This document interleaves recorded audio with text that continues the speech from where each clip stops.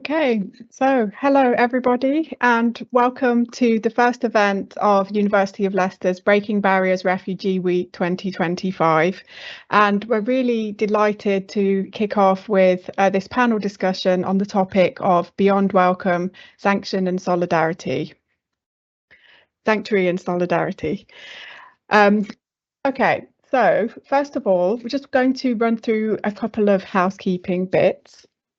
So if you would like to submit a question or a comment to the speakers or to the event organisers, then could you use the question and answer function?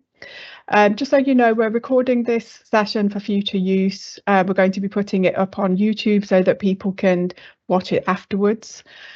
And we will be sending you the link to the video recording once it's ready. If you do have any questions following the session, then please email sanctuary@le.ac.uk. Okay, so just to whiz through the session outline. So our three panelists, first of all, are going to start by sharing their journeys. And then we're going to have a panel discussion with a number of questions. Then there'll be a chance for you to put questions to the panel, and then we will round up at the end. Okay, so let's make a start then. So I'd like to say welcome to this panel discussion, which is going to be exploring the relationship between sanctuary and solidarity. So if we go back to the roots of the concept of sanctuary in the UK, we find that this is a centuries-old practice of welcoming wayfaring strangers into sites of worship and offering them both welcome and protection from the elements, from other people, and sometimes even from the law. If you fast forward a few hundred years, then we're very fortunate to have a growing and thriving City of Sanctuary movement that builds on many of these traditional principles. This movement has historically been framed around the concept of welcome, helping sanctuary seekers access support and opportunities and fostering a sense of connection and belonging. In University of Sanctuary context, this is most typically translated into opening doors for sanctuary seekers to access study opportunities in a supportive environment. But what does solidarity look like in the context of today's sanctuary movements? Is the simple act of offering welcome and support in what has become a politically hostile environment an act of solidarity in itself? Or should our movement be going further and taking a more political stance to counter the rise of the far right and racist rhetoric? Should university communities be examining their wider structural impact through, for example, their choices of investments and research collaborations, as they may inadvertently be contributing to one or more of the push factors of forced migration, such as climate collapse, apartheid, and ethnic cleansing? Should we be linking up with other movements, such as the climate justice movement? These are some of the questions to be considered in this panel discussion. We're really pleased to have with us today our three wonderful panelists, each of whom has been very instrumental to the development of the Universities of Sanctuary movement in the UK. So we have Maryam Taher, who works at City of Sanctuary UK as Universities of Sanctuary Coordinator. And we have Professor Mike Chick at the University of South Wales and Professor Nick Gill at the University of Exeter. And so now I'm going to hand over to Nick, who's going to kind of introduce himself and his journey into working in this movement. Oh, thanks very much, Alex. It's really nice to see everybody here. So yeah, I'm Nick Gill, Professor of Human Geography at the University of Exeter. I'm on the National Steering Group of Universities of Sanctuary, and I'm part of the UK Higher Education Humanitarian Working Group as well. I became interested in this issue really during my PhD, which was undertaken in Bristol from 2004 to 2007. There was a really strong kind of activist scene there. Then family came along, and then I kind of really got involved in this in kind of 2014, when two undergraduate students, Emma Finlinson and Abby Grace, came and knocked on my office door in Exeter and said we really should do something about sanctuary. So for me, this has always been very much student-led and inspired by the students.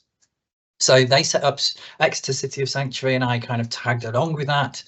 And at that time, Tiffy Allen, who was very much involved in City of Sanctuary, came to Exeter to speak. It might even have been at the launch of Exeter City of Sanctuary, I can't remember.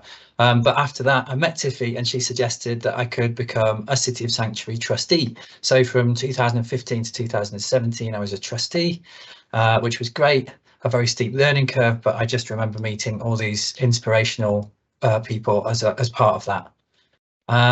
And during that time, Emma, Abby and I drafted a handbook for universities that wanted to be places of sanctuary and launched that at the University of Oxford's Refugee Studies Centre in 2016. Emma and Abby then both went on to work with City of Sanctuary for a period of time after their degrees. And for me, it was the start of this, as what's now been nearly 10 years of working alongside Universities of Sanctuary, where we've seen the movement grow and interest grow. We still have a lot of challenges, but our steering group is amazing, and we've been delighted at the progress. So at the moment, I'm working with Ben Hudson, Rebecca Murray, Abdul Amin and Keenan Noah on our strategy, University of Sanctuary strategy, in consultation with that steering group, which is now drafted and just needs a bit of tweaking ahead of the City of Sanctuary strategy launch later this year.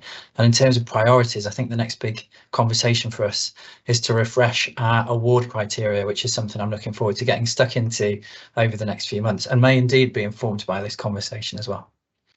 Thank you.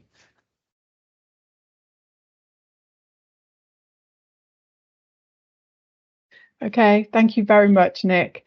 Okay, let's move on to Maryam next.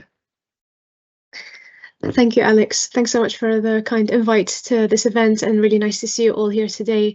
My name is Maryam Taher, and I'm the Universities of Sanctuary Programme Coordinator. As Nick was mentioning before, we work closely together. So I manage the steering group and also a network of 40 universities that hold the Sanctuary Award. And so those are universities that have shown commitment to supporting those seeking safety in various ways. I also co-chair the trustee board for STAR, Student Action for Refugees. This is a role that I recently started, but I was a general trustee before that for STAR and have been involved with them since 2019. I'm currently on a secondment at the University of Sheffield, working on a knowledge exchange research project that's related to sanctuary. It aims to explore the meaning of sanctuary with young migrants in the UK and Canada, and eventually we aim to create a template for sanctuary in higher education. So I started engaging in this work mainly due to my personal lived experience.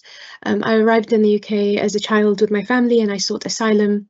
So I lived the barriers and the difficulties of navigating a new system, in particular, as we know, the complex asylum system.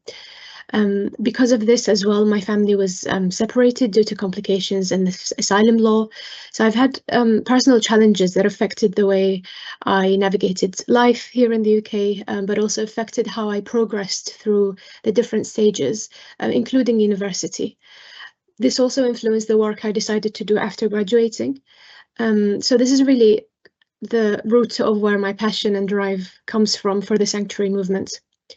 In 2016, I attended university as a sanctuary scholar at the University of York, which means I received one of the scholarships. If you're not familiar with them, they're designed to allow people seeking asylum to access higher education. This inspired me to learn more about the advocacy work and the campaigning behind these schemes. I was really curious to know how these scholarships were made possible and the history of how young migrants navigated this hurdle of accessing higher education. And this is where I learned about lots of other agencies and organizations working on a grassroots level. I learned about We Belong, Student Action for Refugees, and I was introduced to the Article 26 project because I met Dr. Rebecca Murray, the founder of the project, back in 2018. Towards the end of my second year of university. So this is when I learned about lots of the campaigning and met lots of young migrants who were experiencing similar things and challenges to me. At York, when I was a student, I became actively involved with the STAR group. So I actually joined their committee by coincidence. I learned whilst I was a student there one day that the STAR group was having a meeting and that they are the group that campaigned for the scholarship that I was receiving.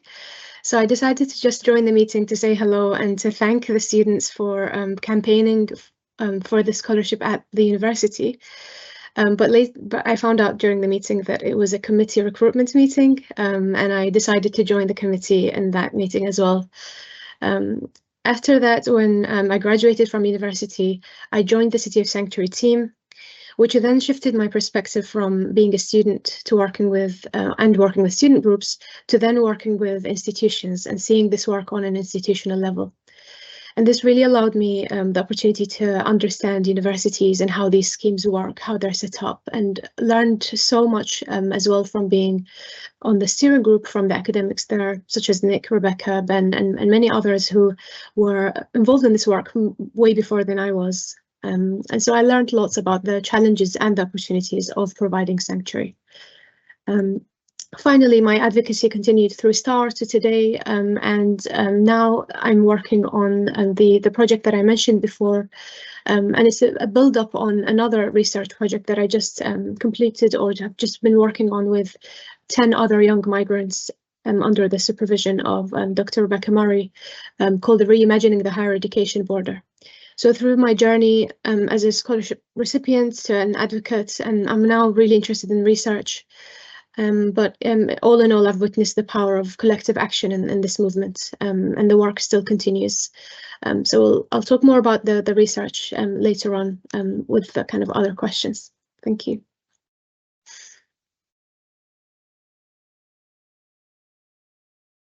Great, thanks so much, Maryam. Okay, so moving on now to Mike. Hi, prynawn da pawb. Dwi'n hapus iawn bod yma gyda chi I hyd heddiw. Good afternoon, everybody. I'm very happy to be here this afternoon. So thank you for inviting me. And of course, thanks Aleks and the team at Leicester for always being amazing leads and for inspiring us to see what more could and should be done. So really a big diolch. Thank you. And thanks Nick and Maryam as well. I listened very interested to your journeys. I didn't know why you guys do what you do, but it was very interesting for me to learn more about what's got you to this point.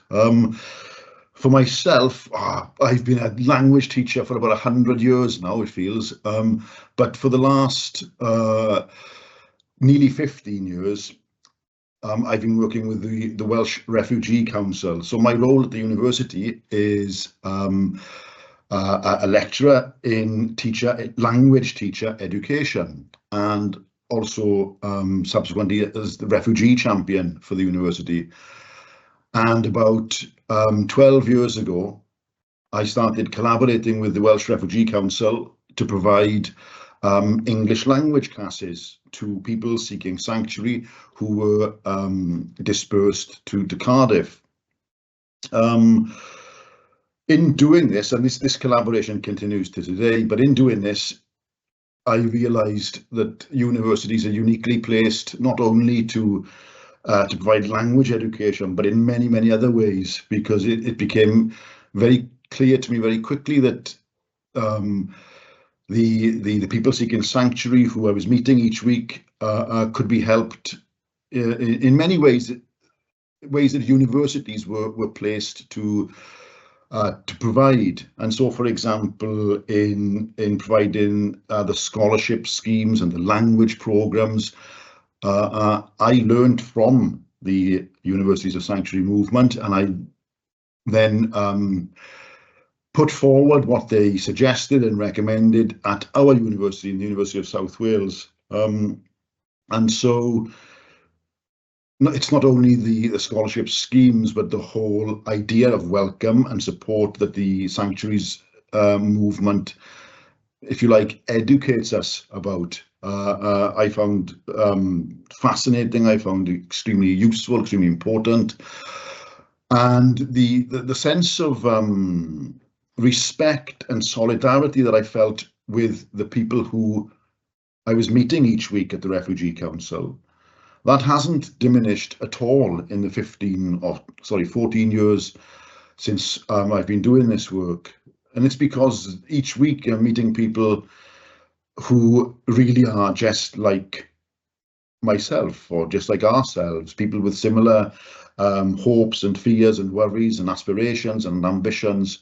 And I think that, you know, as I said, working at a university, you are uniquely placed to do more than perhaps the average person may be able to do. And so the various scholarship schemes and schemes around research in the university that have brought university staff into contact with people seeking sanctuary and university students into contact with people seeking sanctuary has resulted, sorry, in a tremendous educational opportunity for both parties, not just for those guys seeking sanctuary.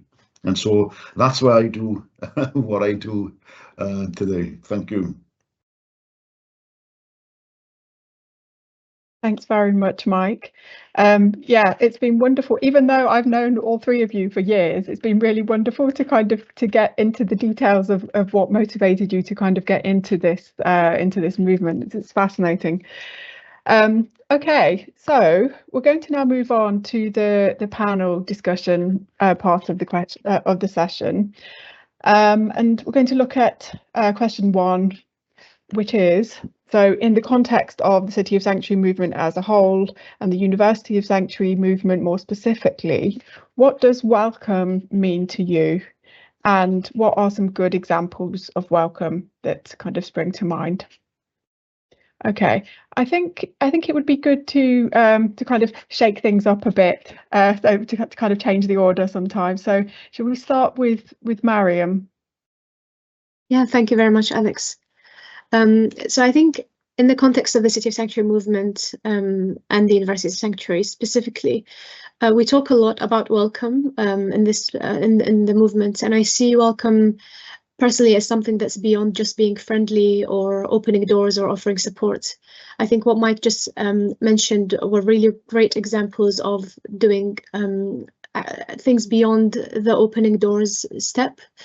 I think about it when I kind of hear the word welcome. I think about when a visitor comes to your home. You don't just open the door to them, you invite them to sit, you offer them tea, you may listen to their problems, ask about how they're doing and seek to really understand them, their experience. And you may even defend them if someone tries to harm them in any way when they're in your home. And this is quite tied nicely to kind of my culture and lots of other cultures where if a visitor comes, you say to them that this is your home, don't act as a guest or a visitor. The welcome is supposed to be so hospitable that it makes the visitor feel part of that home and feel included. And most importantly, not feel that their presence is a burden or something that's heavy on anyone. I think this relates really well to how I understand welcome in this movement. In society, we can apply this and say that welcome is about sending a clear message of solidarity. It's a true willingness to include people, ensure that they aren't seen as visitors or outsiders, not make them feel that they're just here temporarily. But it's giving a clear message based on true belief that they are valued members of the community, that they can embrace their identities, whatever they are, and that they can be respected for them. And once we do get to know them and hear their experiences, that's really important that they don't feel that they are less, and they feel that they are equal parts of the society and that they can thrive.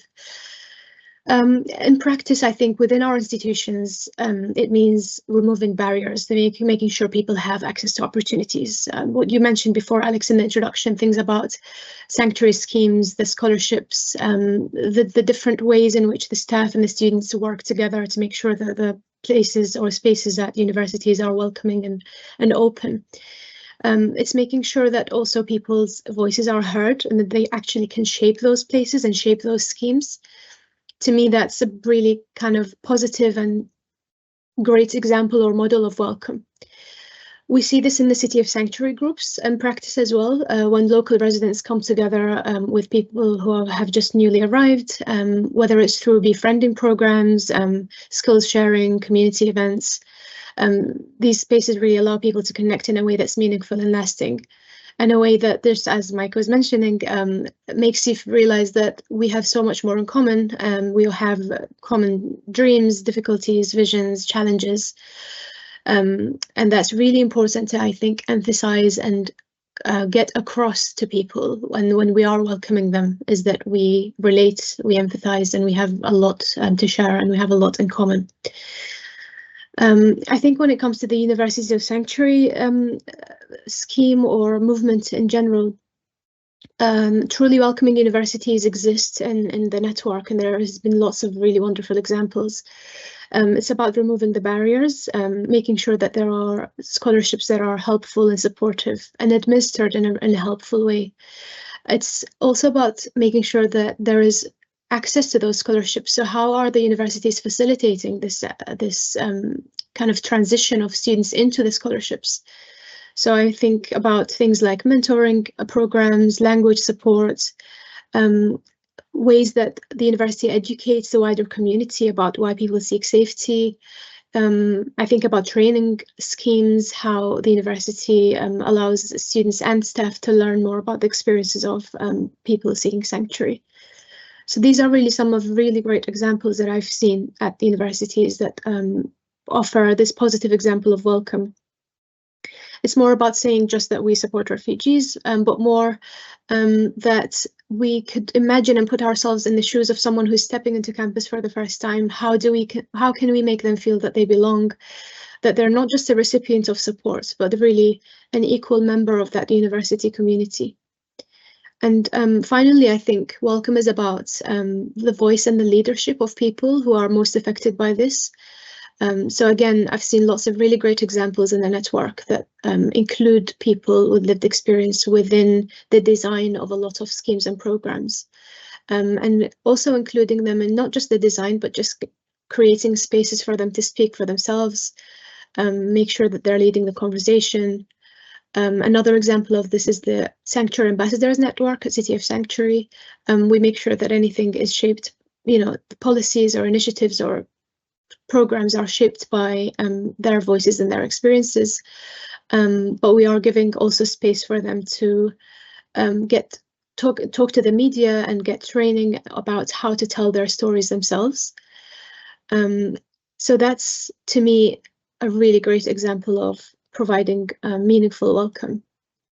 It's about not just kind of reacting to things, but making sure that we're actively shifting how we talk about it and allowing people to, with that kind of lived experience, to tell their stories themselves. And I think the final point I wanted to make is that it's kind of a two-way street with welcome. It's feeling that making sure that people feel that they belong, but also making sure that they feel welcomed in, whether they can contribute or not, and whether they have something to add or not. They are equal members of society, and there isn't extra pressure or expectations on them just because they are kind of entering a new society or trying to build a new life, or kind of wanting to achieve. That I think was all I wanted to say on what welcome means to me. Okay, thank you very much, Maryam. Okay, let's move over to Mike next. Thanks, Aleks. Thanks, Maryam. It's difficult for me to add to what Maryam has said, because she said it so well, and everything she said was so squared with me as being so important and so accurate. I'll give, if you like, I'll give two or three concrete examples of the type of thing that I believe Maryam was referring to with regard to welcome. What I mean is concrete things that people who are based in universities might be able to do in their context.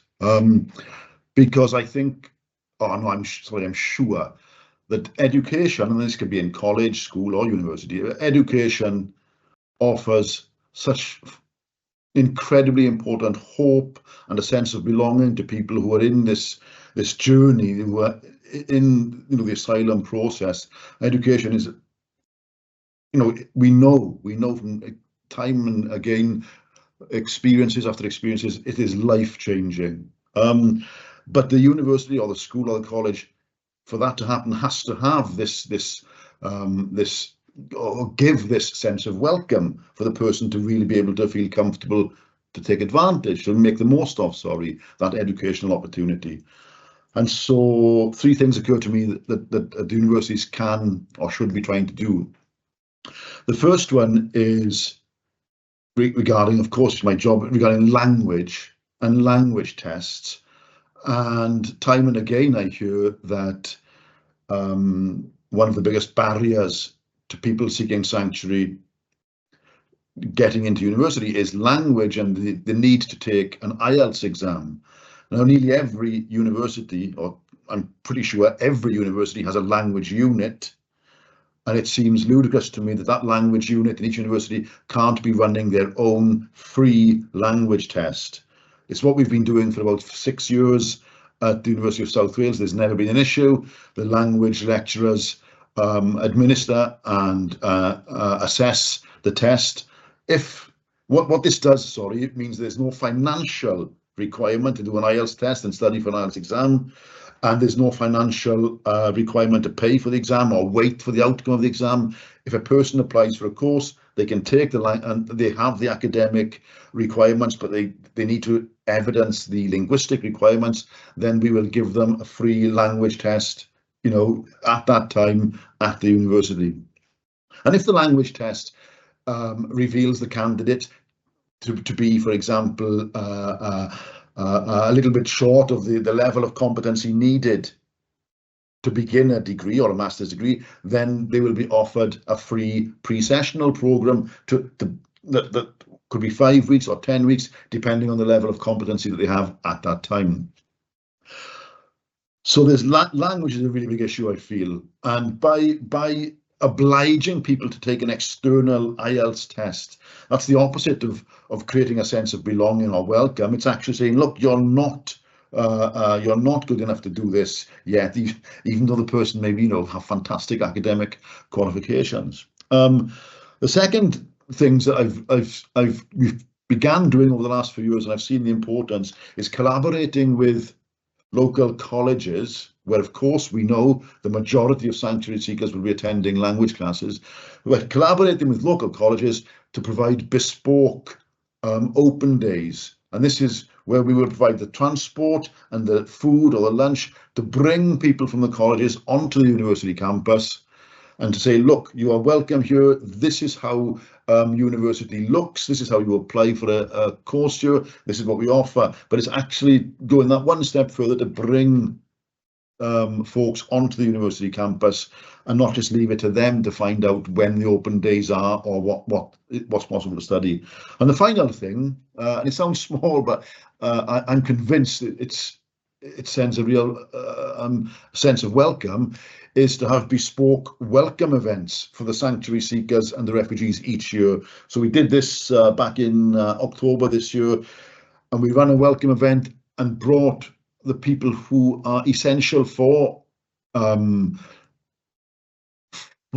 creating, if you like, the sense of welcome and acknowledging the challenges that people might face. So we brought a welcome event into the room. We had people from careers and student well-being and student finance and the heads of the subject areas that the sanctuary seekers were going to be studying. And in this event, people were able to meet and know and put a face to the people who would be able to support them during their educational journey. But also they were provided with hoodies. And these hoodies, it sounds simple, but if you're wearing a hoodie with the university that you're studying at on, well, that in itself gives a sense of belonging, a sense of being part of something.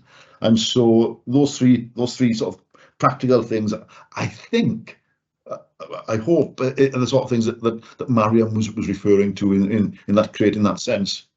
Thank you.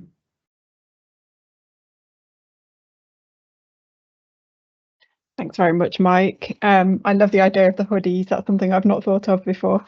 Okay, so let's move on now to Nick. Thanks. This is fascinating already. Thanks for the questions, Aleks. I noticed that you got away without explaining your motivation for getting involved in the sanctuary movement. So maybe at the end, if we have time, just to quickly note, Jen Bagelman gave me some thoughts in preparing for this talk as well. So thanks very much to Jen. I think we can distinguish different types of welcome, and I'll outline 3 types here. First, there's feeling welcome. This is really the goal of welcoming actions. on the behalf of the welcomer to engage and engender the feeling of welcome in the person who's being welcomed. Most research on welcome, hospitality and sanctuary actually neglects this crucial dimension, would you believe? But it is changing. Paul Lynch's work on emotions and welcome is very welcome. And Maryam's comments today have also highlighted how important this perspective is. The second type of welcome, or the second kind of perspective on welcome, is concerned with welcoming actions that are flawed or hollow or shallow in some form, and it reflects welcome's limitations. So I've listed them. Each item in this list illustrates how welcome's always entangled with, shaped by and producing power relations. This idea draws on Jacques Derrida's writing. To say welcome already presupposes a relation of power of host and guest, and depending on the way this power is exercised, it can enact hospitality or hostility. So the first kind of limitation is what I'd refer to as superficial welcome. That is to say welcome but to not mean it, throwing the term around, listing it in lots of different languages, but just having it on your entrance without really holding any value. The second is instrumental welcome, saying welcome because of the gains that can be derived from doing so, such as welcoming refugees to score geopolitical points, welcoming in order to learn from the newcomer or profit from them, or to look good by welcoming them. The third would be saying welcome when something stronger should really be said, like sanctuary. Sanctuary involves the recognition of a latent harm. It is always sanctuary from something, hence sanctuary is not blind to the causes of the newcomer's arrival. It's alive to the politics and violence that caused the migration. Welcome, on the other hand, can have a certain silence about it. And fourth, hypocritical or unself-conscious welcome. Saying welcome on the one hand, but then being silent and unreflexive on the ways that one's position, actions and roles in systems of dispossession and appropriation give rise to exclusion, forced migration, poverty and environmental degradation. And then finally, inaccessible welcome. This refers to the sort of welcome that is only extended from a position that's inaccessible to many and hard to reach. It's strangely passive in the face of borders, barriers and obstacles, relying on newcomers to take risks and endure hardships in order to reach it. So there are all these limits of welcome that I think we need to be aware of. I'm sure many of us are, and many of us struggle with them. And I also think there's a third way of thinking about welcome. It's never pure. The world is messy and complicated, but these are some characteristics of welcome at its best. And I think this overlaps quite a bit with what Maryam and Mike were saying as well. First of all, considerate welcome that's enriched by the careful employment of empathy, a conscious stepping outside of oneself. This is likely to entail a lot of listening. Second, relational welcome that involves actually forming relationships between those welcoming and welcomed. Thirdly, costly welcome. Welcome isn't just said, it involves effort. It's a process, it involves time and commitment. It's an investment involving resources. Maybe, as Mike was saying, the welcomer actually learns new languages themselves, puts on bespoke open days, produces hoodies, etc. And fourth, welcome that entails vulnerability. The welcomer may open themselves to criticism and other risks. They may leave a place of safety in order to welcome. And then finally, transformative welcome. And this follows the thinking of a theorist of welcome called Emmanuel Levinas, who himself a refugee. Maryam gave us some great insights into the way welcome affects people who are new to communities. And for Levinas, welcome also has the potential to change the welcomers, to educate them and reorientate them. Like the environmental movement, solidarity with refugees can and should pervade entire institutions. And I'll return to this when I consider question 3. So hopefully those insights are helpful. Brilliant. Thanks very much, Nick. So I feel like we've kind of stepped into the realm of solidarity already. So I think there are kind of murky waters between welcome and solidarity. Okay, so let's move on then to question number 2. So in the context of the City of Sanctuary movement as a whole and the universities of Sanctuary movement more specifically, what does solidarity mean to you? And what are good examples of solidarity? Okay, so this time, shall we start with Mike?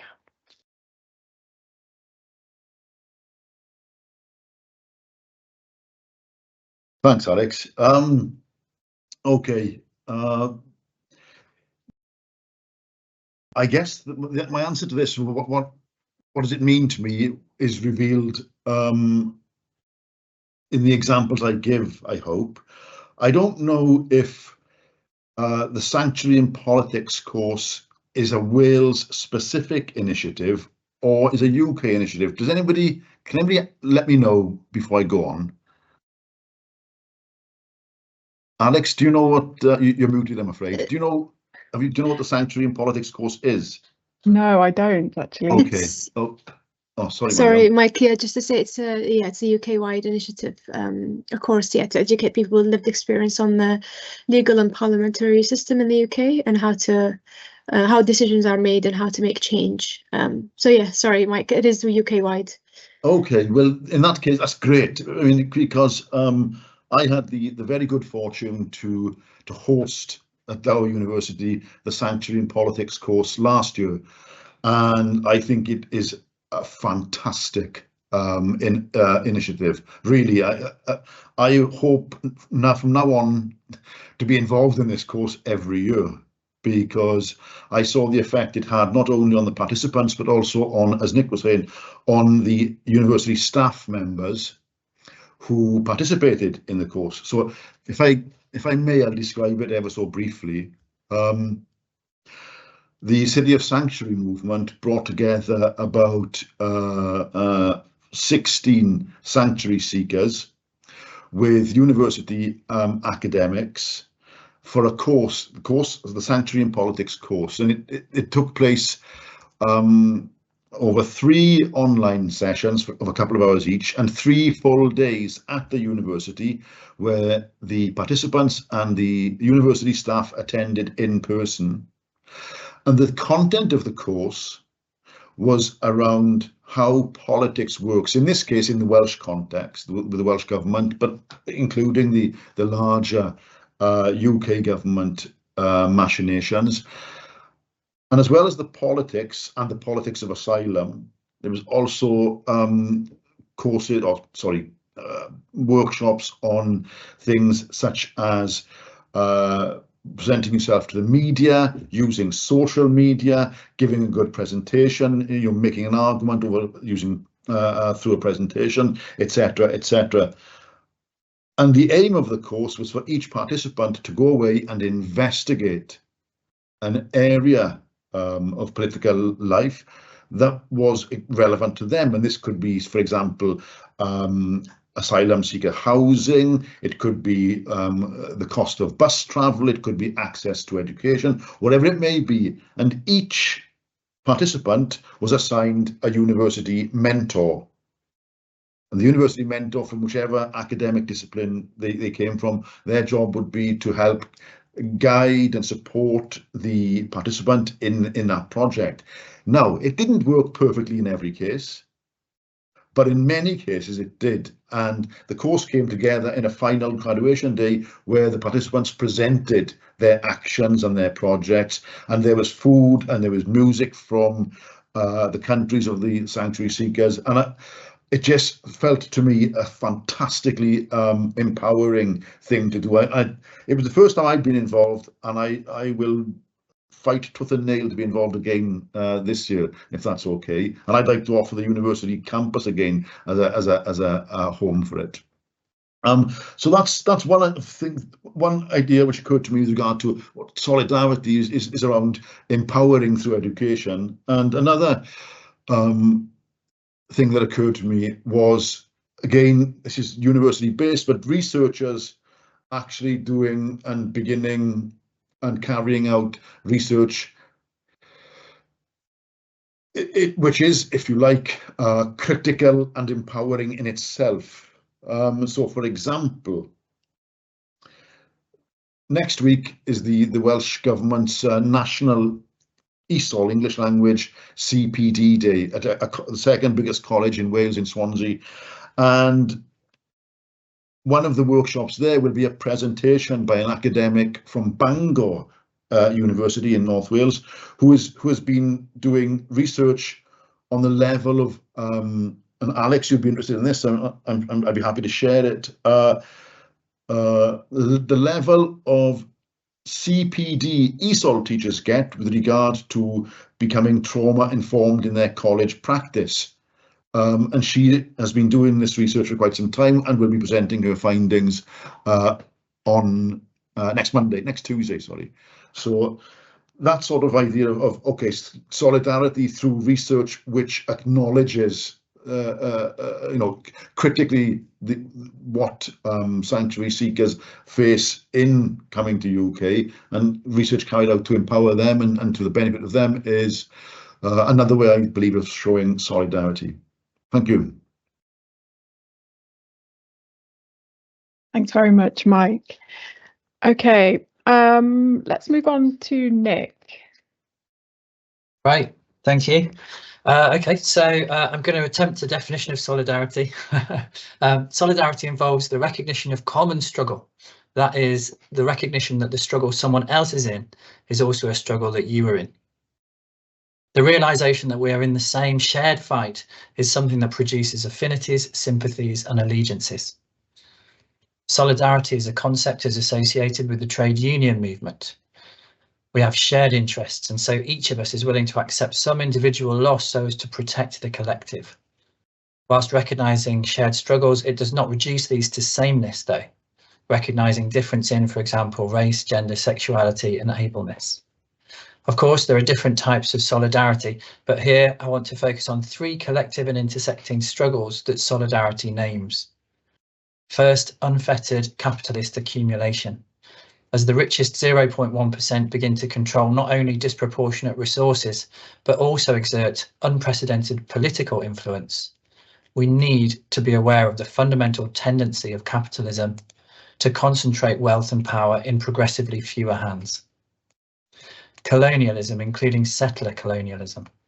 The ongoing economic, geopolitical, social, cultural and psychological harms created by land expropriation and resource extraction, past and present.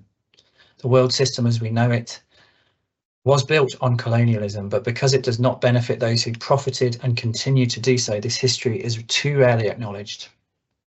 And thirdly, environmental degradation. The richest 1% of the world's population caused twice as much carbon dioxide as the poorest 50%.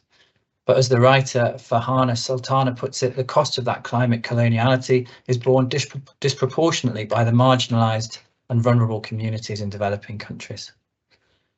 Taken together, we can associate all three of these with one catastrophic aspect of human nature: greed. We all face the consequences of greed, but the mechanisms of greed are often hidden from us. They're pasted over by multinational companies keen to sell us the next phone or car containing conflict minerals. They're obscured by our preoccupation to keep up with the neighbours, which normalises unnecessary consumption. Greed thrives when people are not seen as people, but as commodities, enemies, labels.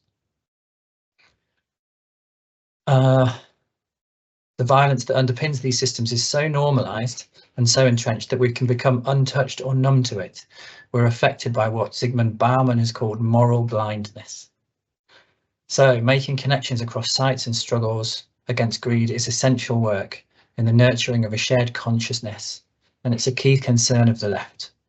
The making unusual of the inequalities, exclusions and aggressions of the current age is a key task of those of us in education. Solidarity in the context of education, solidarity as pedagogy, involves bringing our students and ourselves to a point where it is possible to see the connections between all of our lives and struggles, how each of us are affected by the same systems of greed that I've outlined.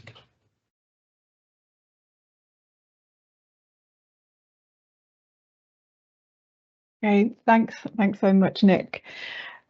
Let's move on now to Maryam. Thanks, Aleks. Yeah, amazing inputs from Mike and Nick already. So I'm just going to probably echo some of the things they said and add just a few more examples to good kind of examples of solidarity that I've seen in the movement. I think, yeah, just to echo Nick's input, it's about solidarity is not temporary. So I think support can be something that's temporary. It's about help, offering help. Solidarity is about shared struggle. It's challenging the systems that create inequality in the first place. And it's about standing alongside people. One of the projects I had the privilege of working on with 10 other young migrants recently called the Reimagining the Higher Education Border project, explored the challenges that young migrants face in higher education, and it explored it in 3 different pillars: welcome, access, welcome, and then protection. And within those 3 pillars, solidarity came across strongly as something that young migrants felt they needed in each of those stages and across their university experience. They recognized the welcoming initiatives and schemes and the help, but I think it's important to focus as well on feeling that people were standing in solidarity with them, that they shared their struggles, and that they really truly understood what they were going through and advocated for systems that helped or supported them. I think solidarity is really understanding what is causing inequality and how can we work together to address it. And so, as Nick was saying, it's not just about our own experiences, it's about connecting across different struggles. It's about empathizing with other challenges. And I think people seeking sanctuary face challenges or difficulties that are really deeply linked to other racial and social justice issues. We, in the City of Sanctuary movement, work closely with climate justice organizations to fight in terms of climate change, campaigning for initiatives related to climate change. And I think sanctuary as an issue cannot and has never stood alone. It always is linked to other injustices. I think real solidarity is seen when we campaign for refugee rights, but joining forces with other movements. And we've seen this in terms of housing, fair wages, equal access to healthcare and education. And it's about amplifying each other's voices and not working in silos. It works when we work with mainstream institutions such as universities and councils to take a stance, not just in words, but through real policy change and action. And when those mainstream institutions really effectively and meaningfully use their power and their impactful collective voices, as we see from the many campaigns, the lobbying and the successful advocacy that happens because of the collective voices of universities working together.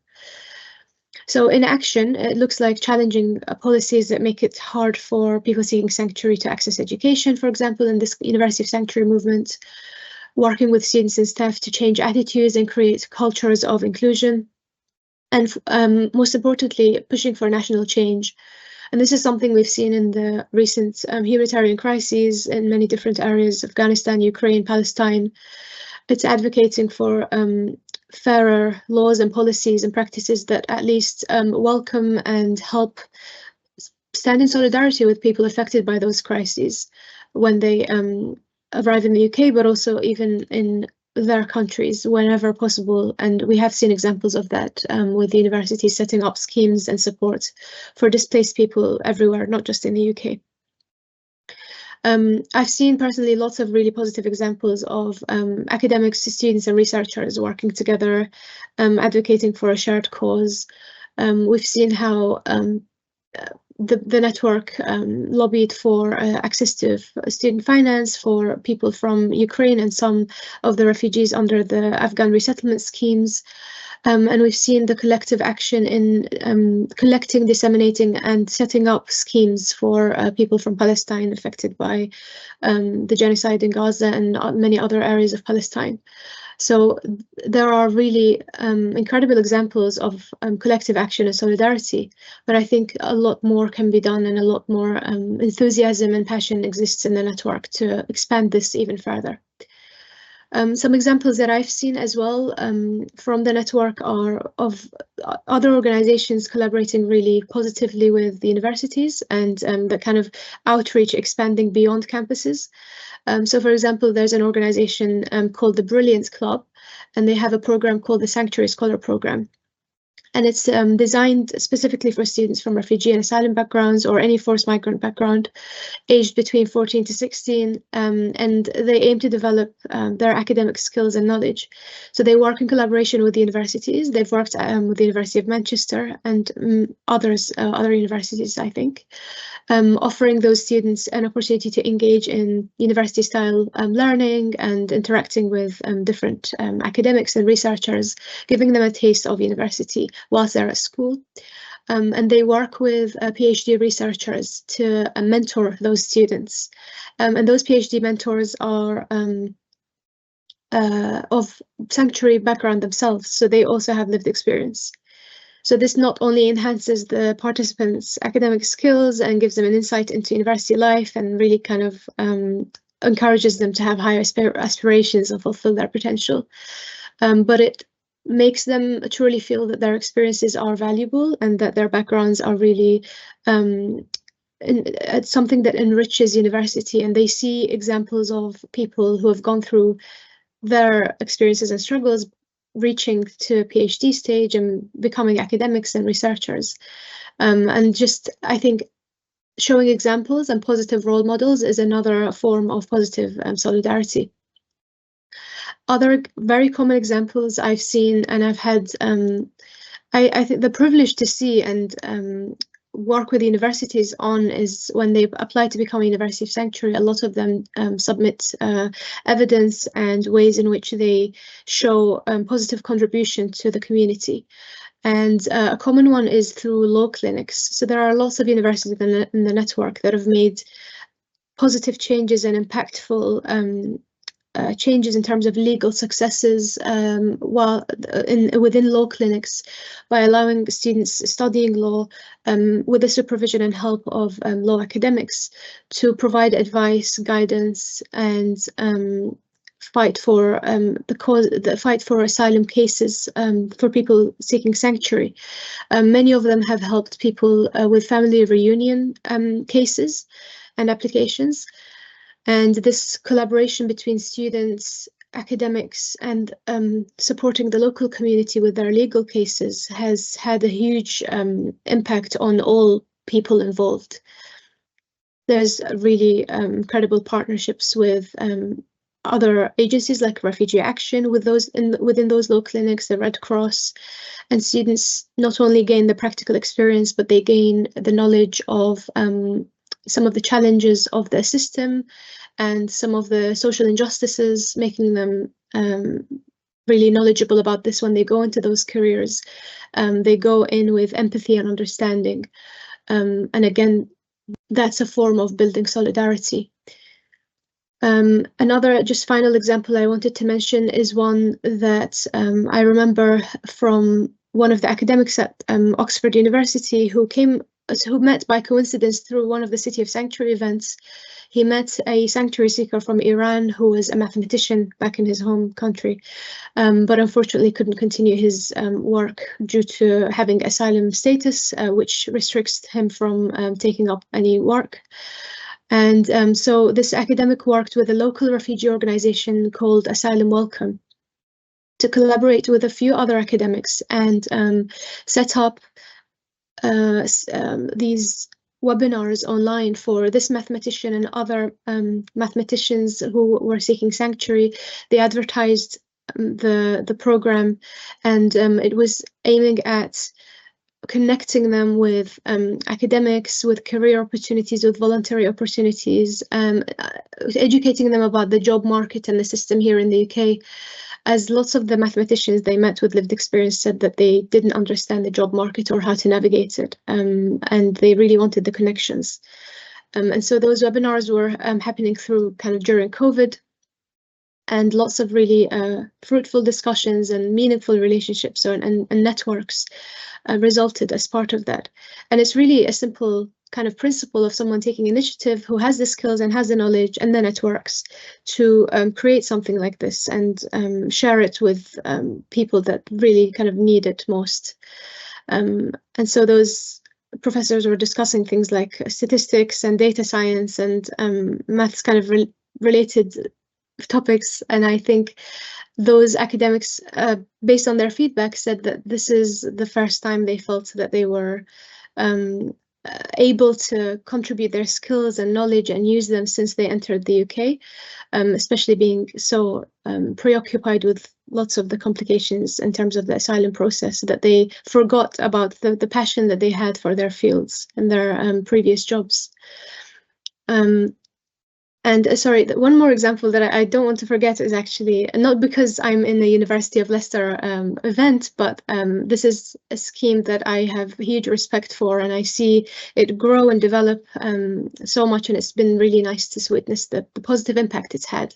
But the refugee program, which is the free pre-university academic skills course designed for refugees and people seeking asylum across the UK, has been instrumental in bridging the gap for individuals that want to get into higher education but don't meet the English requirements yet. And going back to what Mike was saying before about the huge difference fulfilling the English requirements and learning English and kind of engaging with English academically has on people that want to go to university, and in really breaking lots of the barriers that people have to face with IELTS and those kind of official language tests, and the preparation that's required to even access that or succeed in getting the right score. So these are all kind of examples of solidarity, and it can take shape, it can take so many different shapes, and there's so many different examples across the network. But at heart, it's about collaboration, it's about understanding, empathy, and it's about knowing how to use discretion, knowledge, and expertise positively to help and support people seeking sanctuary. Okay, thank you so much, Maryam.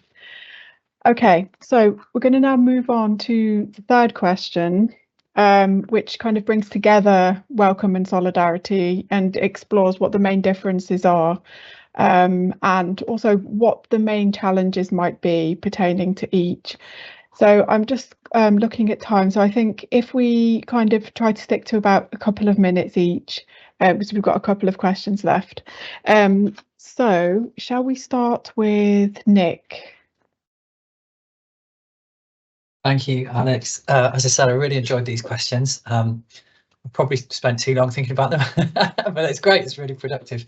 Okay, so I see welcome as a potential route to solidarity. So I don't see them necessarily in tension. The primary challenge facing solidarity, I think, is the inability or unwillingness to see connections between issues and challenges faced by me and people who are different from me. The academic literature, including literature from geography, my own discipline, psychology, and philosophy, all point to this phenomenon of moral distance, which is our innate tendency to be more concerned about things that are proximate to us and people that are proximate to us, and less concerned about the fates, experiences, and suffering of distant people. And indeed, governments across the decades have exploited this, seeking to put unwanted issues and unwelcome people out of sight and out of mind, so as to clear the way for their own unsavoury plans at times. And the result, if techniques of distancing are successful, is the development of indifference towards others.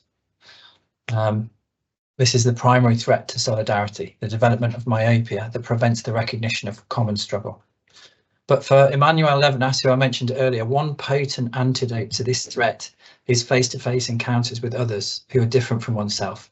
The face-to-face encounter, as happens when someone welcomes someone else in person in a genuine and thoughtful way, carries with it a crucial disruptive potential. It has the capacity to jolt the I out of its lethargy and self-centeredness, to awaken the I to its dependence on, interrelation with, and obligations to the other. This would suggest that welcome and interpersonal encounters more generally have a crucial role to play in the development of solidarity. Under the right conditions, welcome can puncture the boil of moral distance that rots solidarity. As a form of pedagogy, a transformative experience that shocks the welcomer out of their myopia, welcome has the potential to form the bedrock upon which solidaristic actions are taken. The welcomer, once awakened, will ideally seek to understand and confront exactly the mechanisms that have given rise to the need to offer welcome and sanctuary in the first place, which is what will lead them towards solidaristic action. Okay, there we go. Thanks very much, Nick. I love the puncturing the boil of moral distance. Yeah. I'm gonna store that one away for future use. Yeah, please do. Okay, Maryam, would you like to go next? Yeah, thank you. Thanks very much, Nick. I'm afraid I'm going to have to repeat some of the things maybe, or just echo some of the things you said about the main differences. I think, in my opinion, I think welcome and solidarity, and in spite of their differences, they go hand in hand. So to be able to provide a meaningful welcome, you have to stand with the issues of people seeking safety. And as Nick was saying, to recognize that why the welcome is needed in the first place. I think the main difference is that the depth of engagement and the nature of support. With the solidarity, it goes way beyond and deeper than welcome. At university, I think solidarity speaks to the importance of students feeling safe, supported, and part of a collective, where a sense of togetherness can foster security and a sense of protection, that people feel protected and secure. Not just that they are accessing and that they are welcome and there are open spaces for them, but they do feel safe in those spaces. I think whilst welcome is about creating that inclusive environment, solidarity is about actively challenging systemic oppression, actively challenging injustice, recognizing what creates divides in the first place and trying to kind of dismantle those barriers. Again, I think, yeah, it goes beyond, solidarity goes beyond welcome, and kind of all about standing alongside marginalized groups, making sure that their voices are central to how we fight those injustices as well. To summarize, welcome is about offering a place, while solidarity is about fighting alongside, standing alongside people, thinking about the long-term changes rather than just temporary solutions. Thanks very much, Maryam. And over to Mike. Yeah, thanks, Maryam and Nick. Again, I'm afraid I've taken a more sort of practical understanding of the question, and in this case, rather a Welsh place view of it. So as we know, for the last, well, certainly for the last 10 to 15 years, the UK government has, continually introduced suites of policies which originally became known as the hostile environment, and the language that politicians have used has been particularly odious and the opposite of welcoming or offering solidarity. The rhetoric will frequently describe people seeking sanctuary in the UK in terms of being a swarm or an invasion, which immediately, others all of those people seeking sanctuary and paints them as something negative and problematic. The Welsh government, on the other hand, we could think of this as tries to offer a welcome, but it has difficulty in being in offering the solidarity needed because of the powers it has. So, for example, whereas the rhetoric from the UK government politicians has been pretty awful to witness, the last two leaders of the Welsh government, Mark Drakeford and Eluned Morgan, have pursued a policy of hoping for Wales to become a nation of sanctuary. So the ambition is that Wales becomes, or the aspiration is that Wales becomes a nation of sanctuary.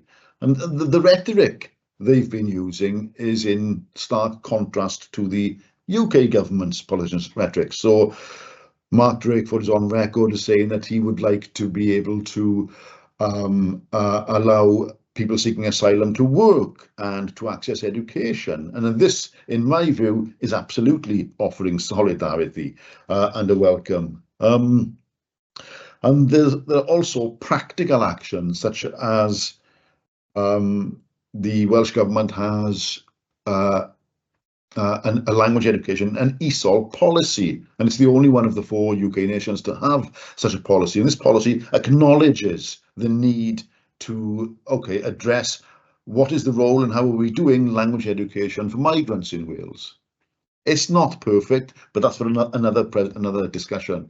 But the fact to start that it has a policy shows it's acknowledging that. It's also got a refugee and an asylum seeker plan, and this refugee and asylum seeker plan looks at what powers the Welsh Government has over things such as housing or employment or education or transport.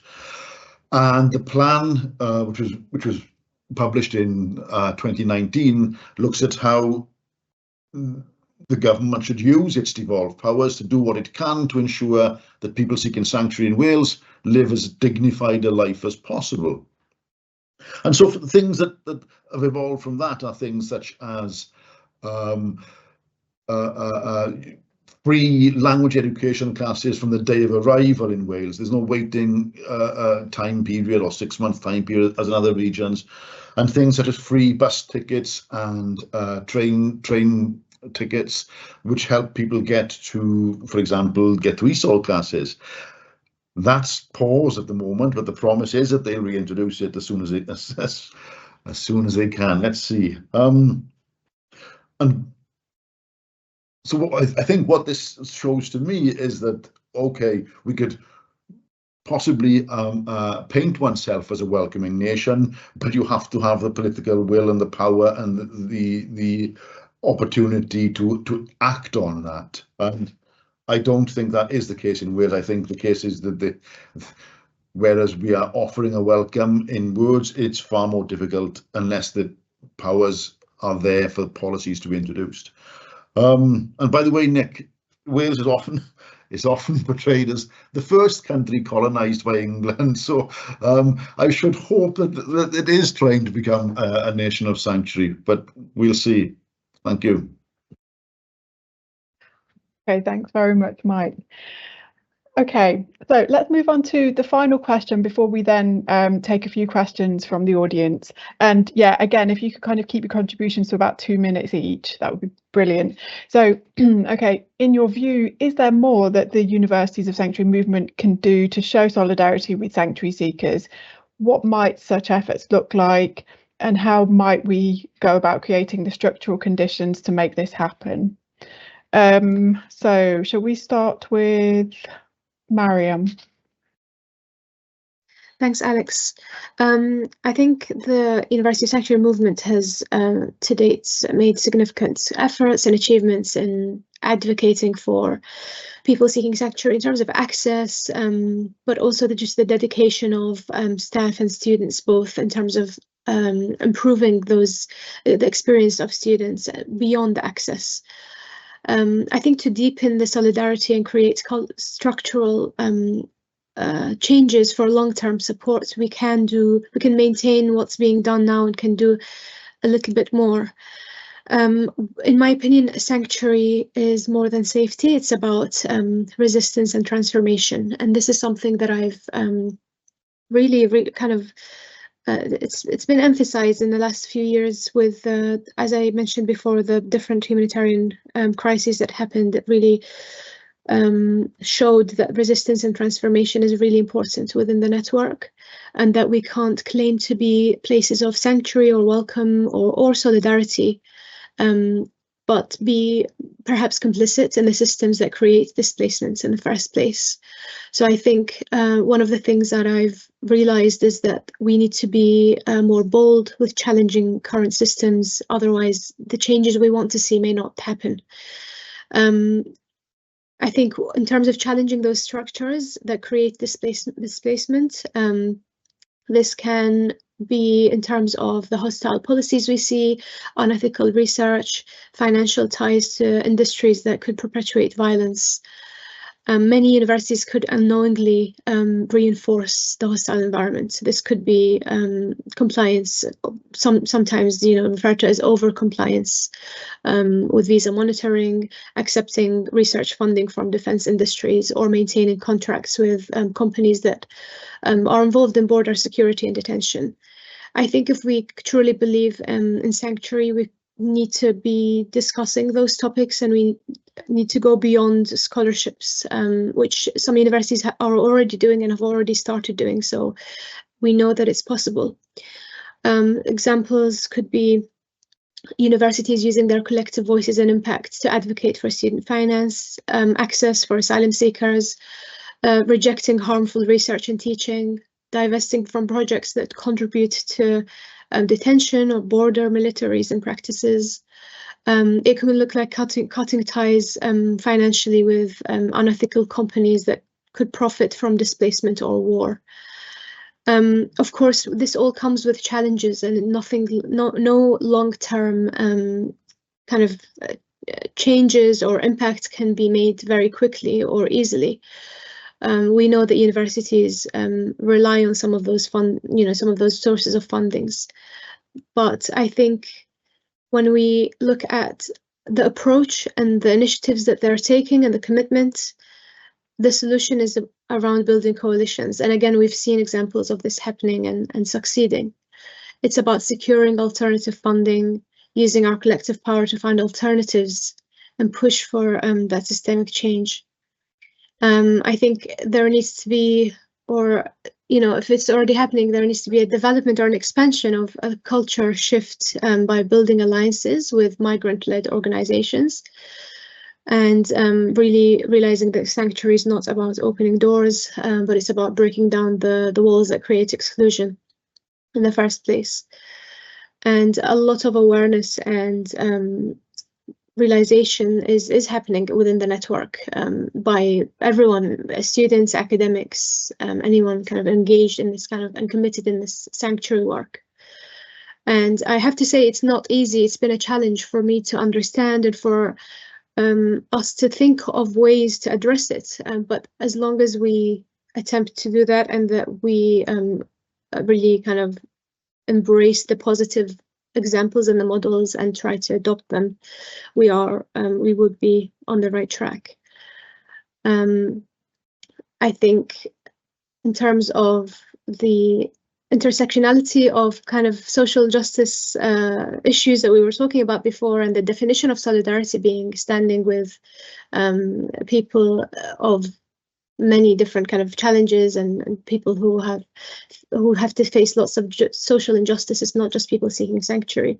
Those challenges and kind of addressing the problems or finding solutions are quite common, and there is a lot that we have and more power that we have in finding solutions.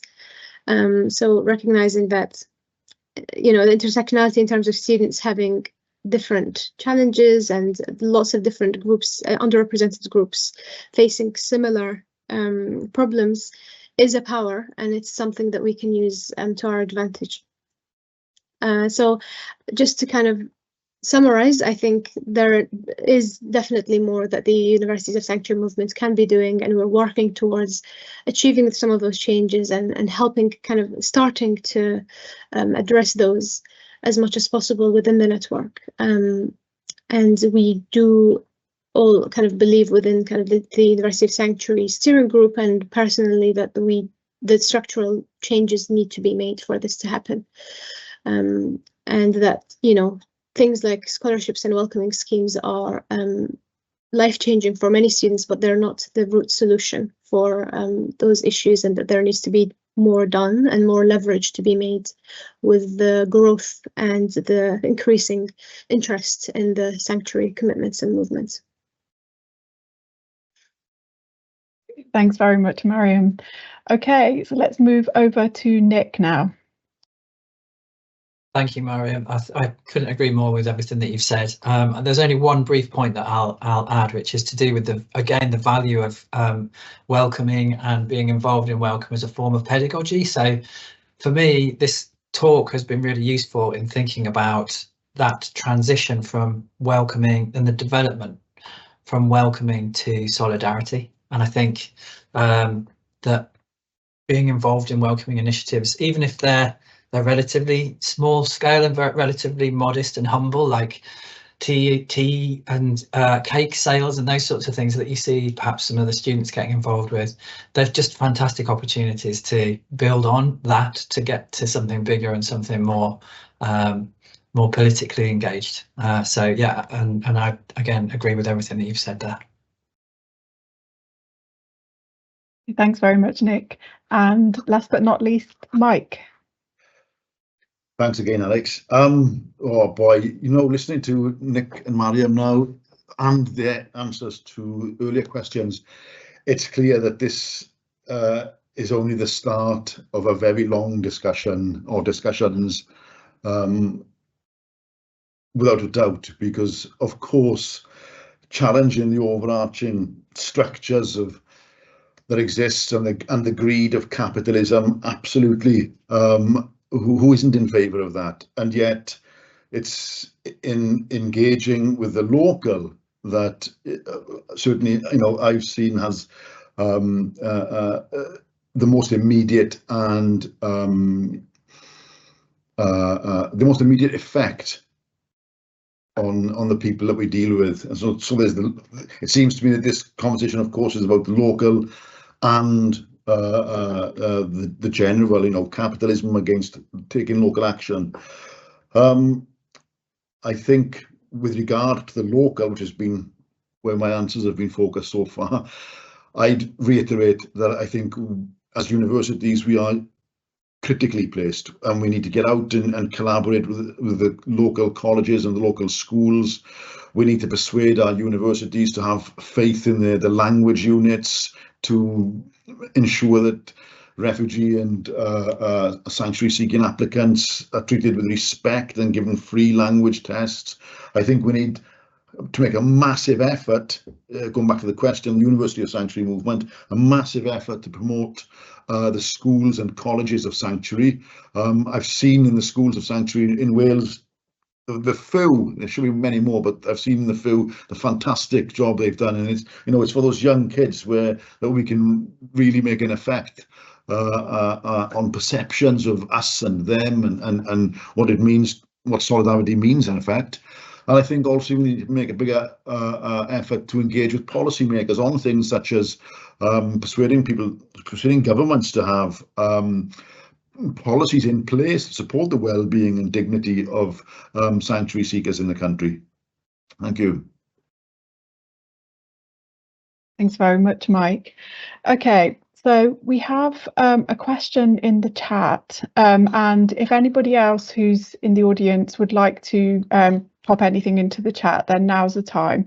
But in the meantime, we have a question from Matthias, who says, how do you see the UK universities offering solidarity and welcome to refugees outside the UK who want to access higher education studies online?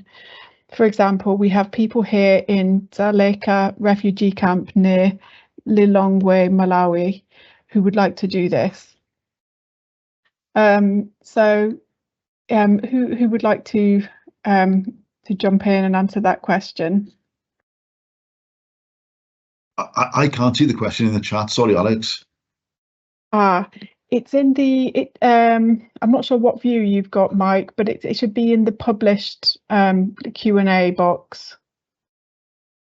So I'll just read it again. So how do you see the UK universities offering solidarity and welcome to refugees outside the UK who want to access higher education studies online?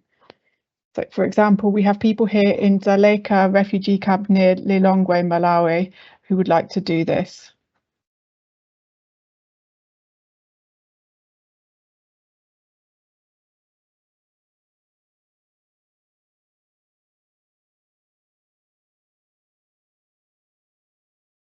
So yeah, I mean, if anyone... Can I make a comment?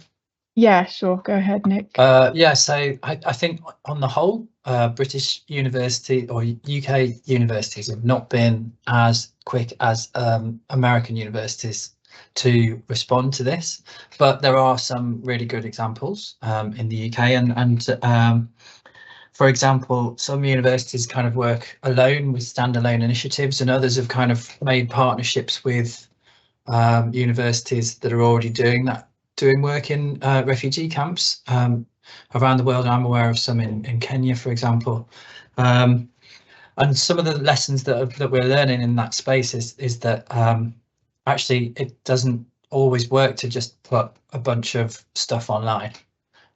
It can be much more helpful, much more productive to do hybrid forms of teaching that are properly supported by academics in real time as well. So I would say that I think this is actually an important and challenging question. I don't think that the UK is a particularly great example.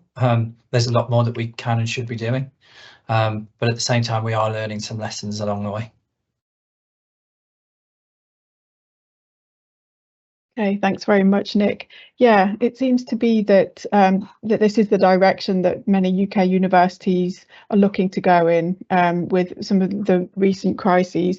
A lot of people are trying to kind of make available certain types of provision online, and potentially looking for partners on the ground in other contexts as well to work with to provide that sort of hybrid model.